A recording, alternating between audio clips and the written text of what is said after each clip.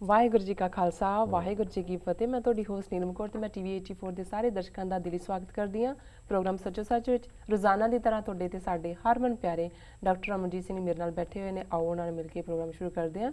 ਜੀ ਡਾਕਟਰ ਸਾਹਿਬ, ਅੱਜ 31 ਜਨਵਰੀ 2014 18 ਮਾਘ ਨਾਨਕਸ਼ਾਹੀ ਸੰਮਤ 545 ਦਾ ਦਿਨ ਹੈ ਤੇ ਹੁਣ ਅਸੀਂ ਆਪਣੇ ਪ੍ਰੋਗਰਾਮ ਦੀ ਸ਼ੁਰੂਆਤ ਕਰਦੇ ਹਾਂ। ਸਾਡੇ ਦਰਸ਼ਕਾਂ ਵੱਲੋਂ ਆਈਆਂ ਈਮੇਲਸ ਮੈਸੇਜ ਨਾਲ। ਸਾਡਾ ਪਹਿਲਾ ਮੈਸੇਜ ਆਇਆ ਹੈ ਲੰਡਨ ਯੂਕੇ ਤੋਂ ਵੀਰ ਹਰਚਰਨ ਸਿੰਘ ਸਿੱਧੂ ਜੀ ਦਾ। ਇਹਨਾਂ ਨੇ ਪ੍ਰੋਗਰਾਮ ਸੱਚੋ ਸੱਚ ਦੀ ਬੜੀ ਤਾਰੀਫ ਕੀਤੀ ਹੈ ਅਤੇ ਇਸ ਨੂੰ ਸੱਚ ਦਾ ਚਾਨਣ ਮੁਨਾਰਾ ਦੱਸਿਆ ਹੈ। ਇਹਨਾਂ ਨੂੰ ਸਾਡੇ ਵੱਲੋਂ ਇੰਗਲੈਂਡ ਵਿੱਚ ਕਲਾਸੀਫਾਈ ਹੋਏ ਡਾਕੂਮੈਂਟ ਜਿਨ੍ਹਾਂ ਅਨੁਸਾਰ ਇੰਗਲੈਂਡ ਸਰਕਾਰ ਨੇ ਘੱਲੂਘਾਰਾ 84 ਵਿੱਚ ਇੰਦਰਾ ਗਾਂਧੀ ਦੀ ਮਦਦ ਕੀਤੀ ਸੀ ਸੰਬੰਧੀ ਲਗਾਤਾਰ ਕੀਤੇ ਗਏ ਪ੍ਰੋਗਰਾਮ ਬਹੁਤ ਚੰਗੇ ਲੱਗੇ। ਇਹਨਾਂ ਦਾ ਕਹਿਣਾ ਹੈ ਕਿ ਇੰਗਲੈਂਡ ਦੀਆਂ ਸਿੱਖ ਜਥੇਬੰਦੀਆਂ ਦੀ ਇਸ ਮਸਲੇ ਸੰਬੰਧੀ ਪਹੁੰਚ ਢਿੱਲੀ ਮੱਠੀ ਸੀ, ਪਰ ਤੁਸੀਂ ਬੜੇ ਕੜਕ ਤਰੀਕੇ ਨਾਲ ਸਿੱਖ ਕੌਮ ਦੇ ਜਜ਼ਬਾਤਾਂ ਦੀ ਤਰਜਮਾਨੀ ਕੀਤੀ। ਇਹਨਾਂ ਦਾ ਸਵਾਲ ਹੈ ਕਿ ਬਹੁ ਗਿਣਤੀ ਸਿੱਖ ਅਣਖ ਤੇ ਚੱਲਣ ਦੇ ਗੁਣਾਂ ਤੋਂ ਕਿਉਂ ਸੱਖਣੇ ਹੋ ਰਹੇ ਹਨ। ਕੀ ਕਾਰਨ ਹੈ ਕਿ ਅੱਜ ਸਿੱਖਾਂ ਵਿੱਚ ਕੌਮੀ ਆਜ਼ਾਦੀ ਦੀ ਗੱਲ ਕਰਨ ਵਾਲਿਆਂ ਦੀ ਗਿਣਤੀ ਥੋੜੀ ਹੈ। ਪੰਜਾਬੀ ਗਾਇਕਾਂ ਦੇ ਸ਼ੋਅ ਹੋਣ ਤਾਂ ਵੀ ਹਾਲ ਭਰੇ ਹੁੰਦੇ ਹਨ। ਕੀਰਤਨ ਸਮਾਗਮਾਂ ਜਾਂ ਗੁਰਦੁਆਰਿਆਂ ਦੇ ਪ੍ਰੋਗਰਾਮਾਂ ਵਿੱਚ ਵੰਨ ਸੁਵੰਨੇ ਲੰਗਰ ਛਕਣ ਵਾਲਿਆਂ 'ਚ ਵੀ ਸਿੱਖਾਂ ਦੀ ਬੜੀ ਭੀੜ ਹੁੰਦੀ ਹੈ, ਪਰ ਆਜ਼ਾਦੀ ਪ੍ਰਵਾਨਿਆਂ ਦੇ ਵਿੱਚ ਉਂਗਲਾਂ ਤੇ ਗਿਣੇ ਜਾਣ ਵਾਲੇ ਲੋਕ ਹੁੰਦੇ ਹਨ। ਐਸਾ ਕਿਉਂ ਜੀ ਡਾਕਟਰ ਸਾਹਿਬ? ਸਭ ਤੋਂ ਪਹਿਲਾਂ ਤਾਂ ਵੀਰ ਹਰਚਰਨ ਸਿੰਘ ਸਿੱਧੂ ਜੀ ਦਾ ਬਹੁਤ-ਬਹੁਤ ਧੰਨਵਾਦ। ਉਹਨਾਂ ਨੇ ਸਾਨੂੰ ਲੰਡਨ ਯੂਕੇ ਤੋਂ ਲਿਖਿਆ ਜੀ। ਉਹਨਾਂ ਨੂੰ ਪ੍ਰੋਗਰਾਮ ਚੰਗਾ ਲੱਗਦਾ ਹੈ, ਉਹਨਾਂ ਨੇ ਸ਼ਲਾਘਾ ਦੇ ਸ਼ਬਦ ਕਹੇ ਨੇ, ਇਹ ਵੀ ਸਾਡੇ ਸਿਰ ਮੱਥੇ ਤੇ ਜੀ। ਉਹਨਾਂ ਨੇ ਕਿਹਾ ਕਿ ਜਦੋਂ ਜਿਹੜੇ ਡਾਕੂਮੈਂਟ ਡੀਕਲਾਸੀਫਾਈ ਹੋਏ ਇੰਗਲੈਂਡ ਦੇ ਨੈਸ਼ਨਲ ਆਰਕਾਈਵਸ 'ਚ ਜੀ, ਉਹਨਾਂ ਦੇ ਵਿੱਚ ਜਿਹੜੇ ਮਾਰਗਰੇਟ ਥੈਚਰ ਨੂੰ ਆਈਆਂ ਚਿੱਠੀਆਂ ਜਾਂ ਉਸ ਦੇ ਦੋਨੋਂ ਹੀ ਮਹਿਕਮੇ ਹੋਮ ਡਿਪਾਰਟਮੈਂਟ ਔਰ ਫੋਰਨ ਅਫੇਅਰਸ ਦੇ ਜਿਹੜੇ ਲੈਟਰਸ ਸੀ ਜੀ, ਉਹਨਾਂ ਬਾਰੇ ਅਸੀਂ ਚਰਚਾ ਕੀਤੀ, ਆਪਣੇ ਵਿਚਾਰ ਦਿੱਤੇ। ਉਹਨਾਂ ਨੇ ਸ਼ਬਦ ਵੀ ਕੜਕ ਇਸਤੇਮਾਲ ਕੀਤਾ ਜੀ ਜੀ। ਤੇ ਉਹਨਾਂ ਦਾ ਇਹ ਸ਼ਿਕਵਾ ਹੈ ਕਿ ਜਿਹੜੀਆਂ ਇੰਗਲੈਂਡ ਦੀਆਂ ਸਿੱਖ ਜਥੇਬੰਦੀਆਂ ਨੇ ਉਹਨਾਂ ਨੇ ਢਿੱਲ ਮੱਠ ਦੀ ਨੀਤੀ ਅਪਣਾਈ। ਜੀ। ਦੇਖੋ, ਮੈਂ ਸਮਝਦਾ ਹਾਂ ਵੀ ਕਿਉਂਕਿ ਅਸੀਂ ਜਦੋਂ ਵੀ ਕਿਸੇ ਮੁੱਦੇ ਬਾਰੇ ਦੇਖਦੇ ਹਾਂ, ਸਭ ਤੋਂ ਪਹਿਲਾਂ ਤਾਂ ਸਪਸ਼ਟਤਾ ਦੇ ਨਾਲ ਅਸੀਂ ਉਹਦੀ ਤਹਿ ਤੱਕ ਜਾ ਕੇ ਸਮਝਣ ਦੀ ਕੋਸ਼ਿਸ਼ ਕਰਦੇ ਹਾਂ ਜੀ ਕਿ ਇਸ ਦੇ ਵਿੱਚ ਸੱਚਾਈ ਕੀ ਹੈ। ਜੀ ਜੀ। ਤੇ ਜਦੋਂ ਸੱਚਾਈ ਬਾਰੇ ਕੋਈ ਸ਼ੰਕਾ ਨਾ ਹੋਏ, ਕੋਈ ਦੋ ਰਾਵਾਂ ਨਾ ਹੋਣ, ਫਿਰ ਮੈਂ ਸਮਝਦਾ ਹਾਂ ਵੀ ਉਸ ਕਾਰਵਾਈ ਦੇ ਲਈ ਜਾਂ ਕਰਤੂਤ ਦੇ ਲਈ ਦੋਸ਼ੀ ਨੂੰ ਨਾਮਜ਼ਦ ਕਰਨਾ ਜੀ ਔਰ ਉਸ ਦੇ ਜਿਹੜੇ ਪੂਰੇ ਕਨਸੀਕੁਐਂਸਸ ਨੇ ਉਹਨਾਂ ਨੂੰ ਵਿਚਾਰਨਾ ਔਰ ਉਸ ਦੇ ਹੱਲ ਵੱਲ ਦੇਖਣਾ ਕਿ ਇਸ ਦੀ ਅਕਾਊਂਟੇਬਿਲਿਟੀ ਜਾਂ ਉਹਨੂੰ ਜਵਾਬਦੇਹ ਕਿਵੇਂ ਬਣਾਇਆ ਜਾਏ। ਸੋ ਜ਼ਾਹਰ ਹੈ ਵੀ ਬੇਸ਼ੱਕ ਹੁਣ ਇਨਕੁਆਇਰੀ ਆਰਡਰ ਹੋਈ ਹੈ, ਉਹਦੇ ਚੋਂ ਕੀ ਨਿਕਲੇਗਾ ਕੀ ਨਹੀਂ ਨਿਕਲੇਗਾ ਜੀ, ਲੇਕਿਨ ਜਿਹੜੇ ਦੋ ਡਾਕੂਮੈਂਟ ਸਾਹਮਣੇ ਆਏ ਉਹਨਾਂ ਚੋਂ ਇਹ ਗੱਲ ਸਪਸ਼ਟ ਸੀ ਕਿ ਇੰਦਰਾ ਗਾਂਧੀ ਨੇ ਮਦਦ ਮੰਗੀ, ਮਾਰਗਰੇਟ ਥੈਚਰ ਦੀ ਗਵਰਨਮੈਂਟ ਨੇ ਉਸ ਲਈ ਹਾਂ ਪੱਖੀ ਰਿਸਪੌਂਸ ਦਿੱਤਾ ਜੀ ਔਰ ਉਹਨਾਂ ਦੀ ਜਿਹੜਾ SSA ਯੂਨਿਟ ਜਿਹੜੀ ਹੈ ਉਸ ਦੇ ਬੰਦਿਆਂ ਨੇ ਜਾ ਕੇ ਉਹ ਮੈਪ ਜਾਂ ਜੋ ਵੀ ਰੋਡ ਮੈਪ ਜਿਸ ਨੂੰ ਕਹਿੰਦੇ ਨੇ ਜਾਂ ਪਲਾਨ ਉਹ ਦਿੱਤੀ ਜੀ। ਔਰ ਫਿਰ ਉਸ ਤੋਂ ਬਾਅਦ ਇਹ ਗੱਲ ਦੁਬਾਰਾ ਵੀ ਸਾਹਮਣੇ ਆਈ ਕਿ ਲੰਕਾ ਦੇ ਵਿੱਚ ਵੀ ਉਸੇ ਹੀ SSA ਦੇ ਵੈਟਰਨਸ ਨੇ ਜਾ ਕੇ ਅਗਸਤ ਜਾਂ ਸਤੰਬਰ ਦੇ ਮਹੀਨੇ ਵੀ ਮਦਦ ਕੀਤੀ ਔਰ ਇੰਦਰਾ ਗਾਂਧੀ ਨੇ ਉਹਦੇ ਤੇ ਵੀ ਪ੍ਰੋਟੈਸਟ ਕੀਤਾ ਜੀ। ਸੋ ਜ਼ਾਹਰ ਹੈ ਵੀ ਪ੍ਰੋਟੈਸਟ ਤੁਸੀਂ ਉਦੋਂ ਹੀ ਕਰਦੇ ਹੋ ਜਦੋਂ ਕਿ ਪਹਿਲਾਂ ਤੁਹਾਡਾ ਆਪਣਾ ਸੰਪਰਕ ਹੁੰਦਾ ਹੈ ਔਰ ਕਿਉਂਕਿ ਇਹਦੇ ਚੋਂ ਦੋ ਗੱਲਾਂ ਇਹਨਾਂ ਚੋਂ ਸਾਬਤ ਹੋਈਆਂ ਕਿ ਨਾ ਸਿਰਫ ਸਿੱਖਾਂ ਨੂੰ ਕ੍ਰਸ਼ ਕਰਨ ਦੇ ਲਈ ਇੰਦਰਾ ਗਾਂਧੀ ਨੇ ਆਊਟਰੀਚ ਕਰਕੇ ਇੰਗਲੈਂਡ ਤੱਕ ਪਹੁੰਚ ਕੀਤੀ ਜੀ, ਪਰ ਇੰਗਲੈਂਡ ਨੇ ਵੀ ਉਹਨੂੰ ਪੂਰਾ ਅਬਲਾਈਜ਼ ਕੀਤਾ ਔਰ ਦੂਸਰਾ ਜੇ ਅਸੀਂ ਆਪਣੇ ਗਵਾਂਢ 'ਚ ਤਮਿਲਾਂ ਵੱਲ ਦੇਖੀਏ ਕਿ ਉਹਨਾਂ ਦੀ ਨਸਲਕੁਸ਼ੀ ਦੇ ਵਿੱਚ ਵੀ ਜਿਹੜੀ ਹੈ ਇੰਗਲੈਂਡ ਦੀ ਗਵਰਨਮੈਂਟ ਨੇ ਸ੍ਰੀਲੰਕਾ ਦੀ ਗਵਰਨਮੈਂਟ ਤੋਂ ਪੈਸੇ ਲੈ ਕੇ, ਕਿਉਂਕਿ ਜਦੋਂ ਇੰਦਰਾ ਗਾਂਧੀ ਨੇ ਪ੍ਰੋਟੈਸਟ ਕੀਤਾ ਉਹਨਾਂ ਨੇ ਕਿਹਾ ਜੀ ਦਿਸ ਇਜ਼ ਪਿਓਰਲੀ ਕਮਰਸ਼ੀਅਲ ਜੀ ਔਰ ਇਸੇ ਤੇ ਹੀ ਅਸੀਂ ਇਹ ਕਿਹਾ ਸੀ ਵੀ ਇਹ ਜਿਹੜਾ ਸਾਰਾ ਵਰਤਾਰਾ ਸਾਹਮਣੇ ਆਇਆ ਹੈ ਉਹਦੇ ਤੋਂ ਤਾਂ ਫਿਰ ਜਿਹੜੇ ਨੈਪੋਲੀਅਨ ਬੋਨਾਪਾਰਟ ਨੇ ਸ਼ਬਦ ਕਹੇ ਸੀ ਇੰਗਲੈਂਡ ਬਾਰੇ ਕਿ ਕੰਟਰੀ ਆਫ ਸ਼ਾਪਕੀਪਰਸ, ਜੀ, ਇਹ ਦੁਕਾਨਦਾਰਾਂ ਦਾ ਮੁਲਕ ਹੈ, ਉਹ ਸਾਬਤ ਹੋਏ। ਸੋ ਜ਼ਾਹਰ ਹੈ ਵੀ ਇਸ ਦੇ ਲਈ ਕਿਹਨੂੰ ਜਵਾਬਦੇਹ ਠਹਿਰਾਇਆ ਜਾਏ, ਅਸੀਂ ਸਮਝਦੇ ਹਾਂ ਵੀ ਉਹਦੇ ਲਈ ਵੀ ਸਾਡੀ ਪਹੁੰਚ ਬੜੀ ਸਪਸ਼ਟ ਹੈ ਕਿ ਵੀ ਇਸ ਤੇ ਪੋਲੀਟੀਕਲ ਲੌਬੀ ਸਟਰੋਂਗਲੀ ਹੋਣੀ ਚਾਹੀਦੀ ਹੈ। ਪਾਰਲੀਮੈਂਟਰੀ ਇਨਵੈਸਟੀਗੇਸ਼ਨ ਜਿਹੜੀ ਇਹ ਇਨਵੈਸਟੀਗੇਸ਼ਨ ਹੈ ਕਿਸ ਹੱਦ ਤੱਕ ਜਾਏਗੀ, ਲੇਕਿਨ ਉਸ ਤੋਂ ਬਾਅਦ ਓਪਨ ਇਨਕੁਆਇਰੀ ਜਾਂ ਓਪਨ ਇਨਵੈਸਟੀਗੇਸ਼ਨ ਉਹ ਬੜੀ ਜ਼ਰੂਰੀ ਹੈ। ਔਰ ਅਸੀਂ ਈਵਨ ਜਿਹੜੀ ਲੀਗਲ ਫਰੈਟਰਨਿਟੀ ਹੈ ਉਹਨਾਂ ਨੂੰ ਵੀ ਸਿੱਖਾਂ ਦੀ ਉਹਨਾਂ ਨੂੰ ਵੀ ਇਹ ਕਿਹਾ ਕਿ ਵੀ ਤੁਸੀਂ ਇਸ ਨੂੰ ਪ੍ਰੋਬ ਕਰੋ ਕਿ ਇਸ ਨੂੰ ਤੁਸੀਂ ਇੰਟਰਨੈਸ਼ਨਲ ਕ੍ਰਿਮੀਨਲ ਕੋਰਟ ਦੇ ਦਾਇਰਾਕਾਰ ਚ ਲਿਆ ਸਕਦੇ ਹੋ, ਇੰਟਰਨੈਸ਼ਨਲ ਕ੍ਰਾਈਮ ਦੇ ਵਿੱਚ ਲਿਆਂਦਾ ਜਾ ਸਕਦਾ ਹੈ। ਜੀ। ਸੋ ਅਸੀਂ ਸਮਝਦੇ ਹਾਂ ਵੀ ਇਹ ਪਹੁੰਚ ਬੜੀ ਸਪਸ਼ਟ ਹੈ। ਸੰਭਵ ਹੈ ਵੀ ਇੰਗਲੈਂਡ ਦੀਆਂ ਸਿੱਖ ਜਥੇਬੰਦੀਆਂ ਜਿਨ੍ਹਾਂ ਨੇ ਬੜੀ ਮਿਹਨਤ ਦੇ ਨਾਲ ਪਿਛਲੇ ਪੀਰੀਅਡ ਦੇ ਵਿੱਚ ਦੋਨਾਂ ਧਿਰਾਂ ਦੇ ਵਿੱਚ ਡੈਮੋਕ੍ਰੈਟਸ ਔਰ ਰਿਪਬਲਿਕਸ ਦੇ ਵਿੱਚ ਆਪਣੀ ਥਾਂ ਬਣਾਈ ਹੈ ਜੀ, ਉਹਨਾਂ ਨੇ ਜਿਹੜੀ ਹੈ ਐਜ਼ ਏ ਪੋਲੀਟੀਕਲ ਪਾਰਟੀ ਜਿਹੜਾ ਉਹ ਆਪਣੇ ਆਪ ਨੂੰ ਰਜਿਸਟਰ ਕਰਵਾਇਆ, ਔਰ ਉਸ ਦੇ ਨਾਲ ਉਸੇ ਐਫਰਟ ਦੇ ਥੱਲੇ ਡੇਵਿਡ ਕੈਮਰੂਨ ਪਹਿਲਾ ਸਿਟਿੰਗ ਪ੍ਰਾਈਮ ਮਿਨਿਸਟਰ ਬਣਿਆ ਇੰਗਲੈਂਡ ਦਾ। ਸੋ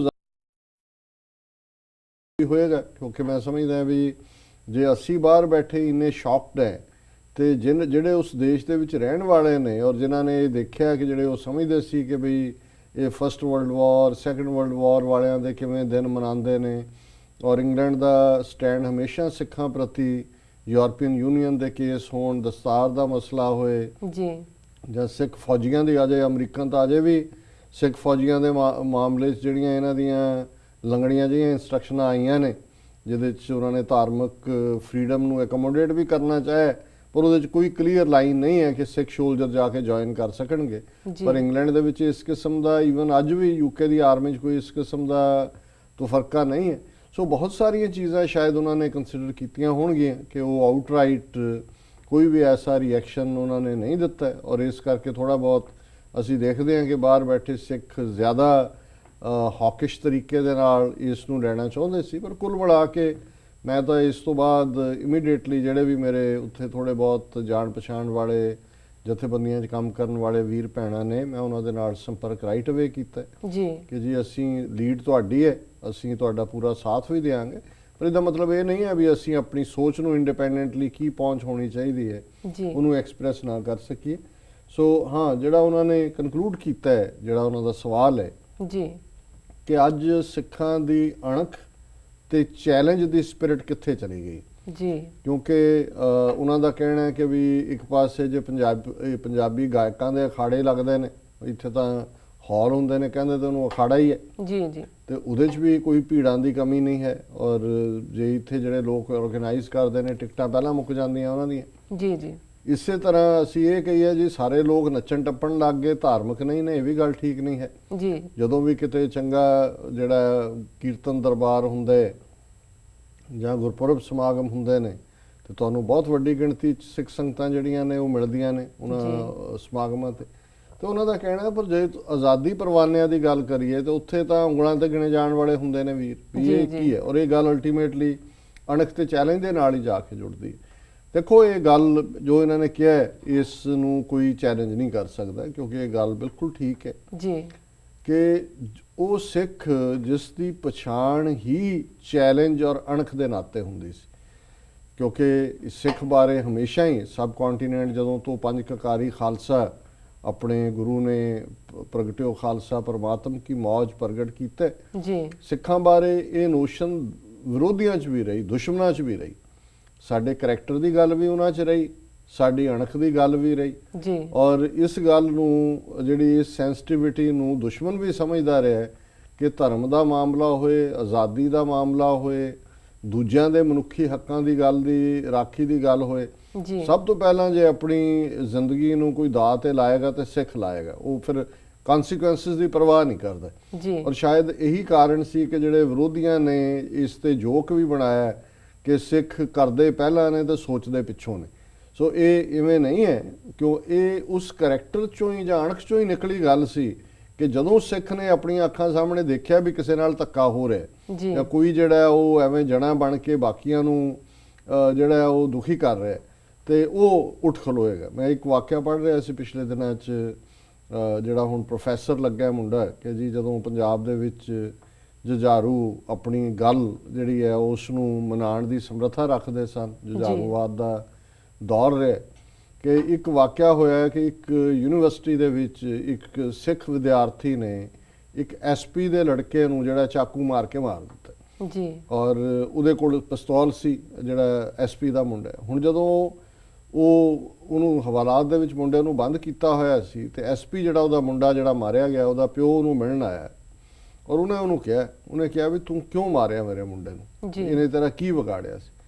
ਉਹਨੇ ਕਿਹਾ ਜੀ ਮੇਰਾ ਕੋਈ ਸਬੰਧ ਨਹੀਂ ਹੈ ਕੋਈ ਮੂਵਮੈਂਟ ਨਾਲ, ਨਾ ਮੈਨੂੰ ਪਤਾ ਹੈ ਕੀ ਚੱਲ ਰਿਹਾ, ਪਰ ਇਹ ਤੁਹਾਡਾ ਮੁੰਡਾ ਜਦੋਂ ਦਾ ਇਹਦੇ ਕੋਲ ਪਿਸਤੌਲ ਸੀ ਇਹ ਹਰ ਸਟੂਡੈਂਟ ਨੂੰ ਸੱਦ ਕੇ ਉਹਦੇ ਕੋਲ ਜਾ ਕੇ ਉਹਨੂੰ ਜ਼ਲੀਲ ਕਰਦਾ ਸੀ, ਔਰ ਮੈਂ ਦੂਜਿਆਂ ਦੀ ਜ਼ਲਾਲਤ ਦੇਖੀ ਹੋਈ ਸੀ, ਔਰ ਮੈਂ ਆਪਣਾ ਮਨ ਬਣਾਇਆ ਸੀ ਕਿ ਜੇ ਇਹਨੇ ਮੈਨੂੰ ਕੁਝ ਕਿਹਾ ਜਾਂ ਜ਼ਲੀਲ ਕੀਤਾ ਤਾਂ ਮੈਂ ਇਹਨੂੰ ਛੱਡਣਾ ਨਹੀਂ ਹੈ। ਇਸ ਲਈ ਮੈਂ ਚਾਕੂ ਕੋਲ ਰੱਖਦਾ ਸੀ ਵੀ ਜਦੋਂ ਇਹਨੇ ਮੈਨੂੰ ਸੱਦ ਕੇ ਜ਼ਲੀਲ ਕੀਤਾ ਤੇ ਮੈਂ ਇਹਦਾ ਕੰਮ ਕਰ ਦਿੱਤਾ ਜੀ। ਹੁਣ ਇਹੀ ਬਿਆਨ ਉਹਨੇ ਜੱਜ ਦੇ ਸਾਹਮਣੇ ਵੀ ਦਿੱਤੇ। ਸੋ ਜਿਹੜੀ ਗੱਲ ਇਸ ਸਾਰੇ ਲਿਖਤ ਦਾ ਲਿਖਾਰੀ ਵੀ ਕਹਿਣਾ ਚਾਹੁੰਦਾ ਸੀ, ਇਸੇ ਕਿਸਮ ਦਾ ਉਹਨੇ ਇੱਕ ਅੱਧਾ ਵਾਕਿਆ ਹੋਰ ਵੀ ਦਿੱਤਾ ਜੀ। ਉਹਨੇ ਕਿਹਾ ਕਿ ਜੀ ਇਹ ਕੁਝ ਚੀਜ਼ਾਂ ਜਿਹੜੀਆਂ ਨੇ ਉਹ ਬਿਲਟਨ ਨੇ ਸਿੱਖ ਕਰੈਕਟਰ ਦੇ ਵਿੱਚ, ਉਹਨਾਂ ਨੂੰ ਜਿਹੜਾ ਹਕੂਮਤ ਨੇ ਜਾਂ ਇਸ ਕਿਸਮ ਦੇ ਲੋਕਾਂ ਨੇ ਧੱਕਿਆ ਉਸ ਪਾਸੇ ਵੱਲ ਕਿ ਜਦੋਂ ਤੁਸੀਂ ਧੱਕਾ ਕਰੋਗੇ ਸਿੱਖ ਨਹੀਂ ਸਹੇਗਾ। ਜੀ ਜੀ ਬਿਲਕੁਲ। ਔਰ ਮੈਂ ਸਮਝਦਾ ਵੀ ਇਹੀ ਗੱਲ ਹੁਣ ਬੇਅੰਤ ਸਿੰਘ ਸਤਵੰਤ ਸਿੰਘ ਜਿਹੜੇ ਇੱਕ ਦੀ ਸਿਕਿਉਰਿਟੀ ਤੇ ਲੱਗੇ ਹੋਏ ਨੇ, ਇੰਦਰਾ ਗਾਂਧੀ ਨੂੰ ਡਿਫੈਂਡ ਕਰਨਾ ਉਹਨਾਂ ਦੀ ਜੌਬ ਦਾ ਹਿੱਸਾ ਹੈ। ਜੇ ਦੁਸ਼ਮਣ ਕੋ ਹਮਲਾ ਕਰਦਾ ਤਾਂ ਸਭ ਤੋਂ ਪਹਿਲਾਂ ਗੋਲੀ ਖਾਂਦੇ ਹੋ, ਉਸ ਦੇ ਲਈ ਖਲੋਂਦੇ ਜਾ ਕੇ, ਔਰ ਤਾਂ ਹੀ ਇਸ ਲੈਵਲ ਤੱਕ ਬਾਡੀਗਾਰਡ ਦਾ ਮਤਲਬ ਹੀ ਇਹ ਹੁੰਦਾ। ਪਰ ਜਦੋਂ ਉਹਨਾਂ ਨੇ ਆਪਣੀਆਂ ਅੱਖਾਂ ਦੇ ਨਾਲ ਆ ਕੇ ਦੇਖਿਆ ਕਿ ਵੀ ਇੰਦਰਾ ਗਾਂਧੀ ਨੇ ਕੀ ਕੀਤਾ ਹੈ ਹਰਮੰਦਰ ਸਾਹਿਬ ਦੇ ਅੰਦਰ, ਕਿਵੇਂ ਟੈਂਕਾਂ ਤੋਪਾਂ ਨਾਲ ਕਿਵੇਂ ਬਰਬਾਦੀ ਕੀਤੀ, ਕਿਵੇਂ ਹਜ਼ਾਰਾਂ ਬਿਰਧ ਬੀਬੀਆਂ ਬੱਚੇ ਦੂਸਰੇ ਮਾਰੇ ਨੇ ਜੀ, ਤਾਂ ਉਹਨਾਂ ਨੂੰ ਭੁੱਲ ਗਿਆ। ਬੇਅੰਤ ਸਿੰਘ ਨੂੰ ਆਪਣੀ ਪਤਨੀ ਭੁੱਲ ਗਈ, ਬੱਚੇ ਭੁੱਲ ਗਏ, ਸਤਵੰਤ ਸਿੰਘ ਨੂੰ ਆਪਣੀ ਮੰਗੇਤਰ ਭੁੱਲ ਗਏ। ਉਹਨਾਂ ਨੇ ਕਿਹਾ ਵੀ ਨਹੀਂ, ਇਹ ਜ਼ਿੰਦਗੀ ਦਾ ਨਹੀਂ ਮਿਸ਼ਨ ਹੈ, ਹੁਣ ਇਹ ਹੈ ਵੀ ਅਸੀਂ ਜਿਹੜਾ ਉਹ ਇਨਸਾਫ ਦੇ ਲਈ ਇਸ ਰਿਕਾਰਡ ਨੂੰ ਸਿੱਧੇ ਕਰਨਾ। ਸੋ ਇਹ ਜਿਹੜਾ ਕਰੈਕਟਰ ਹੈ ਅਣਖ ਤੇ ਚੈਲੰਜ, ਇਹ ਸਿੱਖੀ 'ਚ ਬਿਲਟ ਇਨ ਹੈ, ਜੋ ਧੱਕਾ ਨਹੀਂ ਸਹਿੰਦੇ। ਔਰ ਇਹਨਾਂ ਦੀ ਗੱਲ ਜਿਹੜੀ ਕਈ ਵਾਰ ਮੈਨੂੰ ਵੀ ਪਰੇਸ਼ਾਨ ਕਰਦੀ ਹੈ ਕਿ ਵੀ ਜਿਹੜਾ ਚੈਲੰਜ ਕਰਨਾ ਉਹੀ ਸਿੱਖ ਹੈ। ਔਰ ਇਹੀ ਕਾਰਨ ਜਦੋਂ ਅਸੀਂ ਪ੍ਰੋਫੈਸਰ ਪੂਰਨ ਸਿੰਘ ਜਿਹੜੇ ਪੰਜਾਬ ਦੀ ਰੂਹ ਨੇ, ਮਿਸਟਿਕ ਸ਼ਾਇਰ ਨੇ, ਜਦੋਂ ਉਹ ਪੰਜਾਬ ਦੀ ਗੱਲ ਕਰਦੇ ਨੇ ਤੇ ਪੰਜਾਬ ਦਾ ਜਦੋਂ ਪੰਜਾਬੀ ਦੀ ਉਹਨਾਂ ਨੇ ਕਰੈਕਟਰ ਦੀ ਗੱਲ ਕੀਤੀ ਤਾਂ ਸਿੱਖ ਕਰੈਕਟਰ ਨੂੰ ਹੀ ਡਿਸਕਸ ਕਰ ਰਹੇ ਨੇ, ਕਹਿ ਰਹੇ ਨੇ, ਜਦੋਂ ਉਹ ਇਹ ਕਹਿੰਦੇ ਨੇ ਕਿ ਇਹ ਬੇਪਰਵਾਹ ਪੰਜਾਬ ਦੇ ਮੌਤ ਨੂੰ ਮਖੌਲਾਂ ਕਰਨ, ਮਰਨ ਥੀ ਨਹੀਂ ਡਰਦੇ ਜੀ, ਪਿਆਰ ਨਾਲ ਇਹ ਕਰਨ ਗੁਲਾਮੀ, ਜਾਨ ਕੋ ਆਪਣੀ ਵਾਰ ਦਿੰਦੇ, ਪਰ ਟੈ ਨਾ ਮੰਨਣ ਕਿਸੇ ਦੀ, ਖਲੋ ਜਾਣ ਡਾਂਗਾ ਮੋਢੇ ਤੇ ਉਲਾਰ ਕੇ। ਜੀ ਜੀ। ਤੇ ਪ੍ਰੋਫੈਸਰ ਪੂਰਨ ਸਿੰਘ ਜਦੋਂ ਈਵਨ ਰਾਂਝੇ ਵੱਲ ਵੀ ਦੇਖਦਾ ਕਿ ਵੀ ਰਾਂਝੇ ਦਾ ਜਦੋਂ ਕੰਨਾਂ 'ਚ ਮੁੰਦਰਾਂ ਪਾਤੀਆਂ ਗੋਰਖਨਾਥ ਨੇ, ਫਿਰ ਰਾਂਝੇ ਨੂੰ ਕਿਹਾ ਤੂੰ ਆਹ ਨਹੀਂ ਕਰ ਸਕਦਾ, ਉਹਨੇ ਕਿਹਾ ਵੀ ਦੇਖ ਜੇ ਤੂੰ ਇਦਾਂ ਦੀਆਂ ਸ਼ਰਤਾਂ ਲਾਉਣੀਆਂ ਸੀ ਤੇ ਪਹਿਲਾਂ ਤੂੰ ਮੇਰੇ ਕੰਨ ਕਿਉਂ ਪਾੜੇ, ਹੁਣ ਤੂੰ ਮੇਰੇ ਕੰਨ ਪਹਿਲਾਂ ਸਬੂਤੇ ਕਰ ਜੀ। ਨਹੀਂ ਤੇ ਉਦੋਂ ਪ੍ਰੋਫੈਸਰ ਪੂਰਨ ਸਿੰਘ ਰਾਂਝੇ ਨੂੰ ਵੀ ਕਹਿੰਦਾ ਵੀ ਗੁਰੂ ਨਾਨਕ ਦਾ ਸਿੱਖ, ਹੁਣ ਆਲਾ ਰਾਂਝੇ ਦਾ ਕੀ ਸੰਬੰਧ ਹੈ, ਕਿੱਥੇ ਹੈ? ਕਿਉਂਕਿ ਚੈਲੰਜ ਹੈ ਕਿ ਜਿਹੜਾ ਖਲੋ ਕੇ ਚੈਲੰਜ ਕਰ ਸਕਦਾ ਹੈ ਉਸ ਧਰਤੀ ਦੇ ਉੱਤੇ। ਚੈਲੰਜ ਆਇਆ ਹੀ ਗੁਰੂ ਨਾਨਕ ਸਾਹਿਬ ਦੀ ਆਈਡੀਓਲੋਜੀ ਚੋਂ ਹੈ ਜੀ। ਗੁਰੂ ਨਾਨਕ ਸਾਹਿਬ ਨੇ ਫਰਮਾਇਆ ਕਿ ਜੇ ਜੀਵੈ ਪਤ ਲੱਥੀ ਜਾਏ ਸਭ ਹਰਾਮ ਜੇਤਾ ਕਿਛ ਖਾਏ, ਕਿ ਜਿਹੜੇ ਲੋਕ ਪਤ ਲੋਹਾ ਕੇ ਵੀ ਜੀਂਦੇ ਨੇ ਉਹ ਹਰਾਮ ਖੋਰ ਨੇ, ਹਲਾਲ ਖੋਰ ਨਹੀਂ ਨੇ। ਤੇ ਦਸਵੇਂ ਪਾਤਸ਼ਾਹ ਨੇ ਤਾਂ ਗਾਤਰੇ ਕਿਰਪਾਨ ਪਾ ਦਿੱਤੀ। ਹੁਣ ਜਿਹੜਾ ਗੱਲ ਮੈਨੂੰ ਵੀ ਇਹ ਪਰੇਸ਼ਾਨ ਕਰਦੀ ਹੈ ਕਿ ਅੱਜ ਗਾਤਰੇ ਕਿਰਪਾਨ ਵਾਲਾ ਸਿੱਖ ਜਿਹੜਾ ਪੰਜ ਕਕਾਰੀ, ਇੱਕ ਤਾਂ ਭਗੌੜਾ ਹੈ ਜੀ, ਉਸ ਦਾ ਫੇਥ ਨਹੀਂ ਹੈ ਜਾਂ ਕੋਈ ਹੋਰ ਕਿਸਮ ਦਾ ਉਹਦਾ ਲਾਈਫ ਸਟਾਈਲ ਹੈ, ਤੇ ਜੇ ਪੰਜ ਕਕਾਰੀ ਸਿੱਖ ਇਹ ਸਮਝਦਾ ਹੈ ਕਿ ਉਹਨੇ ਸਿਰਫ ਸਤਸੰਗ ਦੇ ਵਿੱਚ ਬੈਠ ਕੇ ਨਾਮ ਜਪ ਲਿਆ, ਨਿਤਨੇਮ ਕਰ ਲਿਆ, ਕੀਰਤਨ ਉਹਨੇ ਸਾਰਾ ਦਿਨ ਸਾਰੀ ਰਾਤ ਦੀਵਾਨ ਸੁਣੇ, ਕਈ ਕਈ ਦਿਨ ਸੁਣੇ, ਕਿ ਉਹ ਸਮਝਦਾ ਵੀ ਉਹਦੇ ਸਿੱਖੀ ਫਰਜ਼ ਪੂਰੇ ਹੋ ਗਏ। ਮੈਂ ਸਮਝਦਾ ਵੀ ਇਹ ਸਾਰਾ ਪਾਰਟ ਤਾਂ ਅਲਟੀਮੇਟਲੀ ਸਿੱਖ ਨੂੰ ਐਕਟਿਵਿਸਟ ਬਣਾਉਣ ਦੇ ਲਈ ਹੈ ਕਿ ਮੁੱਢਲੇ ਤੌਰ ਦੇ ਉੱਤੇ ਵਾਹਿਗੁਰੂ ਦੀ ਯਾਦ, ਵਾਹਿਗੁਰੂ ਦਾ ਨਾਮ, ਵਾਹਿਗੁਰੂ ਨਾਲ ਜੁੜਿਆ ਹੋਣਾ, ਪਰ ਉਸ ਦਾ ਕਾਰਜ ਖੇਤਰ ਤਾਂ ਗੁਰੂ ਨੇ ਨਿਰਧਾਰਿਤ ਕੀਤਾ ਹੋਇਆ ਜੀ ਕਿ ਖਾਲਸਾ ਸੋਏ ਜੋ ਨਿਰਧਨ ਕੋ ਪਾਲੇ, ਖਾਲਸਾ ਸੋਏ ਜੋ ਦੁਸ਼ਟ ਕੋ ਗਾਲੇ। ਹੁਣ ਨਿਰਧਨ ਨੂੰ ਪਾਲਣ ਦਾ ਮਤਲਬ ਹੈ ਵੀ ਉਸ ਸਿਸਟਮ ਦੇ ਲਈ ਕੰਮ ਕਰਨਾ ਲਗਾਤਾਰਤਾ ਨਾਲ, ਜਿੱਥੇ ਕੋਈ ਗਰੀਬ ਨਾ ਹੋਏ, ਕੋਈ ਕਿਸੇ ਦੇ ਹੱਕ ਨਾ ਖੋਏ। ਔਰ ਦੁਸ਼ਟ ਕੋ ਗਾਲੇ ਦਾ ਮਤਲਬ ਹੈ ਪਨਿਸ਼ਿੰਗ ਦਾ ਟਾਇਰੈਂਟ, ਦੁਸ਼ਮਣ ਨੂੰ ਸਜ਼ਾ ਦੇਣੀ ਜੀ। ਤੇ ਹੁਣ ਜੇ ਦੁਸ਼ਮਣ ਨੇ ਤੁਹਾਡਾ ਅਕਾਲ ਤਖਤ ਢਾ ਦਿੱਤਾ ਹੈ, 1.5 ਲੱਖ ਤੁਹਾਡੀ ਕੌਮ ਦੀ ਜਵਾਨੀ ਦਾ ਘਾਣ ਕਰ ਦਿੱਤਾ ਹੈ, ਤੁਹਾਡੇ ਪੰਜਾਬ ਨੂੰ ਜਿਹੜਾ ਇੱਕ ਉੱਥੇ 6ਵਾਂ ਦਰਿਆ ਖੂਨ ਦਾ ਚਲਾਇਆ, ਅੱਜ ਨਸ਼ਿਆਂ ਦਾ ਦਰਿਆ ਚਲਾਇਆ ਹੋਇਆ, ਤੇ ਤੁਸੀਂ ਬੈਠੇ ਹੋ ਕਿ ਜੀ ਸਾਡਾ ਕੰਮ ਤਾਂ ਸਿਰਫ ਸਿਮਰਨ ਕਰਨਾ ਹੈ, ਜਾਂ ਅਸੀਂ ਤਾਂ ਕੀਰਤਨ ਸੁਣਦੇ ਹਾਂ ਜੀ, ਲੰਗਰ ਬੜੇ ਵੰਨ-ਸਵੰਨੇ ਨੇ ਜੀ, ਕਿਤੇ ਛੱਲੀਆਂ ਮਿਲ ਰਹੀਆਂ, ਕਿਤੇ ਖੀਰਾ ਨੇ, ਕਿਤੇ ਸਪੈਸ਼ਲ ਹੈ ਜੀ। ਕਈ ਕਾਲ ਕਰਕੇ ਪੁੱਛਣਗੇ ਕੀ ਹੈ ਜੀ, ਅੱਜ ਮੱਕੀ ਦੀ ਰੋਟੀ ਸਾਗ ਬਣਿਆ ਜੀ, ਮੈਨੂੰ ਪੁੱਛਦੇ ਨੇ ਗੁਰਦੁਆਰਿਆਂ 'ਚ ਜਾ ਕੇ। ਸੋ ਜੇ ਇਸ ਕਿਸਮ ਦਾ ਹੀ ਵਰਤਾਰਾ ਰਹਿਣਾ ਹੈ ਤਾਂ ਫਿਰ ਅਸੀਂ ਗੁਰੂ ਨੂੰ ਕੀ ਮੂੰਹ ਦਿਖਾਣਾ ਹੈ? ਸੋ ਮੁੱਢਲੇ ਤੌਰ ਤੇ ਸਿੱਖੀ ਚੈਲੰਜ ਦਾ ਨਾਂ ਹੈ, ਡਿਫਾਇੰਸ ਦਾ ਨਾਂ ਹੈ, ਤੇ ਅੱਜ ਜਦੋਂ ਸਾਡੇ ਆਪਣੇ ਉੱਤੇ ਇੰਨੇ ਜ਼ੁਲਮ ਹੋ ਰਹੇ ਨੇ ਤੇ ਜੇ ਅਸੀਂ ਆਪਣੇ ਹੱਕਾਂ ਲਈ ਨਹੀਂ ਖਲੋਂਦੇ ਜੀ ਤੇ ਫਿਰ ਅਸੀਂ ਠੀਕ ਹੈ ਅਧਿਆਤਮਕ ਦੁਨੀਆ 'ਚ ਗੋਰਖਨਾਥ, ਮਛੰਦਰਨਾਥ, ਸਿੱਧ, ਜੋਗੀ ਕੋਈ ਥੋੜੇ ਅਧਿਆਤਮਕ ਥੋੜੀ ਸੀ ਜੀ ਜਿਨ੍ਹਾਂ ਨੇ ਸਾਰੀ ਜ਼ਿੰਦਗੀ ਲਾਈ ਹੋਈ ਸੀਗੀ, ਬੜੀ ਸਾਧਨਾ ਕੀਤੀ ਸੀ, ਬੜੀਆਂ ਉਹਨਾਂ ਨੇ ਕਰਾਮਾਤਾਂ ਵੀ ਹਾਸਲ ਕੀਤੀਆਂ ਹੋਈਆਂ ਸੀ। ਜੀ ਪਰ ਗੁਰੂ ਨਾਨਕ ਸਾਹਿਬ ਨੇ ਉਹਨਾਂ ਨੂੰ ਕਿਉਂ ਚੈਲੰਜ ਕੀਤਾ ਔਰ ਉਹਨਾਂ ਨੂੰ ਕਿਉਂ ਕਿਹਾ ਕਿ ਭਾਈ ਤੁਸੀਂ ਕਿੱਥੇ ਹੋ?